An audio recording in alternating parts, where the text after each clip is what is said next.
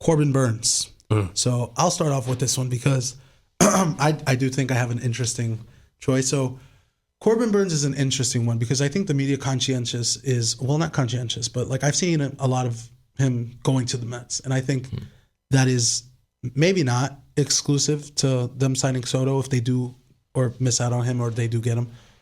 I just don't see it. I just don't see David Stearns. I don't think that fits his philosophy of paying one pitcher that much money.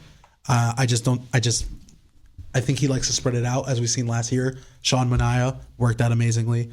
Luis Severino, I just don't see him handing out that, especially to Corbin Burnes, who had, I don't want to say down year, but his peripherals weren't as great as they used to be. But one team that has a lot of $40 million coming off the books that I do think is looking to get that frontline ace is a team that hasn't made the playoffs since I believe they won the World Series, is the Washington Nationals. I think the Washington Nationals is looking to spend money. Right, he's played in the DMV. Not that matters. I think they have some. I think it matters a little bit. They have some starters. We saw Jake Irvin, who had amazing games versus the Mets last year. Have two of the guys from the Padres, the Dodgers and Padres. I'm sorry, Mackenzie Gore, Josiah Gray's coming back this season. Put him at the front of your rotation along with James Woods. James Woods has looked great last year. They called up.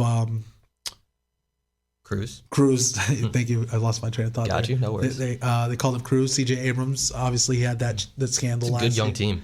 So Very young, but I think that I wouldn't call the CJ Abrams thing a scandal. I mean, he did something and got punished for it. I would. But call, yeah, no, you. it was newsworthy. Absolutely. It was they sent him down, so I think it was pretty big news. Yeah. But No, it was. I think that adding Corbin Burnes to that team's really solidifies like.